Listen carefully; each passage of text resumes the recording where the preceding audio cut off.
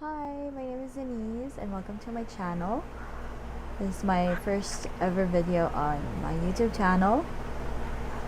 I've always wanted to make a channel of my own, but I couldn't figure out what kind of content I wanted to make.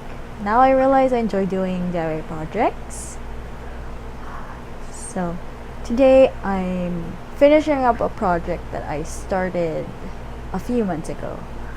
So I'm crocheting a skirt with you guys and my bird Sunny.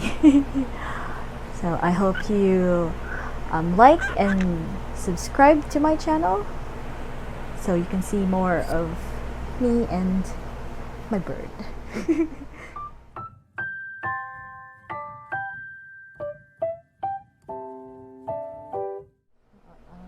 So I'm gonna show you what I've made so far.